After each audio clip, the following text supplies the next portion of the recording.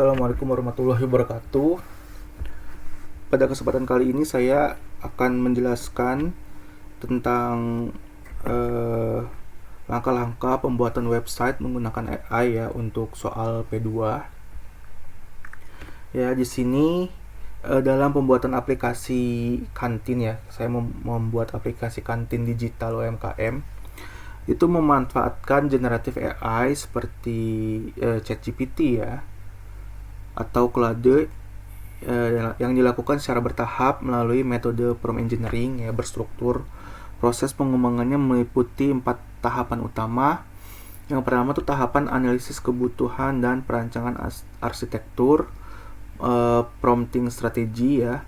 Itu menentukan spesifikasi teknis website yang berbasis single page application atau SPA yang menggunakan HTML5, terus menggunakan Tailwind CSS ya, dan juga JavaScript murni atau Vanilla JS. Itu juga ini juga untuk menetapkan pembagian role based access ya atau RBAC yang memisahkan hak akses antara user dan juga admin ya di sini. Lalu yang nomor 2, tahapan penyusun prompt utama atau core generation. Itu mengirimkan instruksi mendetail sistem prompt kepada AI yang mencakup struktur antarmuka, UI UX, logika alur transaksi ya, di situ ada stok, ada keranjang, antrian, kasir, ada laporan omset dan profit, serta simulasi sistem pembayaran QRIS. Yang ketiga, tahap refinement dan proteksi keamanan akses, security dan role control ya, melakukan pembaruan kode melalui instruksi lanjutan, iterative prompting, khusus untuk menyembunyikan navigasi modul, panel kasir, serta stok dan laporan bagi akun user. Jadi akun user itu di sini bisa ngelihat panel kasir dan stok dan laporan, tapi tidak bisa mengaksesnya ya. Sekaligus menambahkan enkapsulasi pengecekan hak akses ya pada fungsi JavaScript. Lalu yang terakhir itu ada tahapan pengujian dan validasi, debugging dan testing. Mengatur alur aplikasi, login pembeli ya, pilih menu, kirim pesanan, login admin ya, proses QRIS. Lalu yang terakhir itu ada verifikasi laporan laba rugi dan pemotongan stok otomatis. Di sini saya menggunakan prompt ya. Jadi prompt yang saya gunakan itu yang pertama itu ada instruksi utama yang dikirimkan kepada AI dalam pengembangan sistem ini. Yang pertama itu ada pembuatan aplikasi utama dan alur bisnis ya. Jadi di sini prompt saya. Ini prompt yang saya gunakan.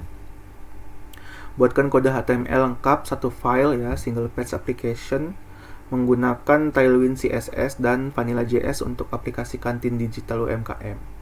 Ya, fitur wajib meliputi halaman login, akun demo user dan admin, ya, katalog menu makanan, minuman dengan filter kategori, keranjang belanja interaktif, panel kasir untuk memproses antrian bayar dengan QRIS ya, serta dashboard stok dan laporan finansial. Meliputi omset, estimasi profit dan riwayat transaksi yang terintegrasi secara otomatis. Ya, lalu di sini saya pakai prompt yang kedua itu untuk meningkatkan keamanan dan pembatasan role ya, untuk penyesuaian finalnya. Jadi di sini saya minta atau saya buat prompt ya, buatkan kembali kode aplikasi kantin digital di mana user atau pembeli tidak dapat melihat menu panel kasir dan stok laporan ya. Sembunyikan tombol navigasinya dari header jika login sebagai user, serta tambahkan proteksi logika pada JavaScript agar fungsi ganti halaman memblokir total akses user ke modul admin. Oke, di sini sebenarnya saya sudah minta untuk menyembunyikan ininya ya, menyembunyikan panel-panel ini jika saya menggunakan user, tetapi sepertinya belum berhasil. Nanti saya akan coba lagi ya. Jadi di sini kita akan coba dulu menggunakan ID user ya. Nah, di saat menggunakan ID user ini ya, yang kita bisa akses ya, itu adalah pesan menu. Jadi panel kasar ini nggak bisa ya, ini akses ditolak. Lalu yang stok laporan ini juga akses ditolak.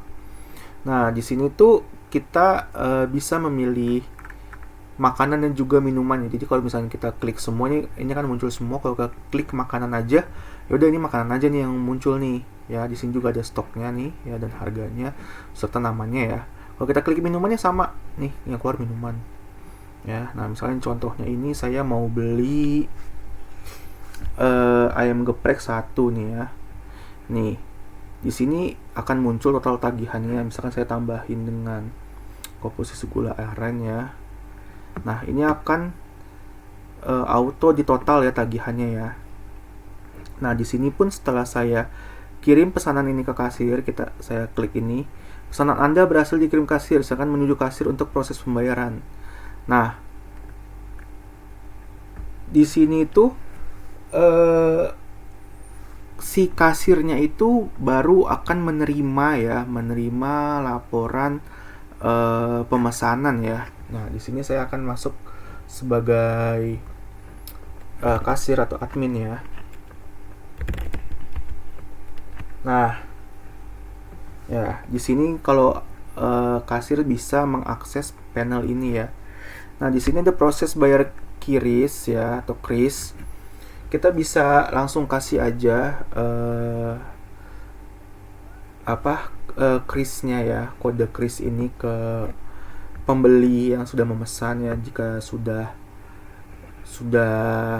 lunas, harusnya ini otomatis hilang ya si layar ini, tapi karena ini belum terintegritas, jadi kita tambahkan konfirmasi lunas di sini. Nah, jika nanti ini konfirmasi lunas dipesan ya, nah maka nanti stok dari sini itu akan berkurang. Ini kan stoknya 20 dan 25 nih.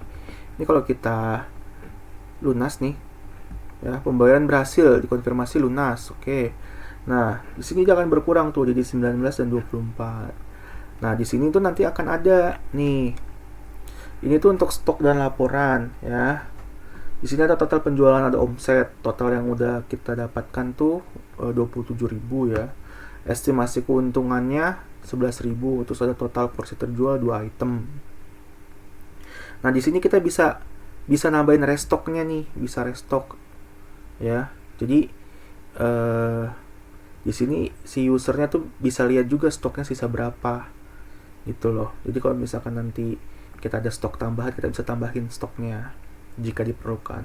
Nah, di sini juga ada riwayat transaksi lunas ya. Nih, pada jam 11.45 tuh ya.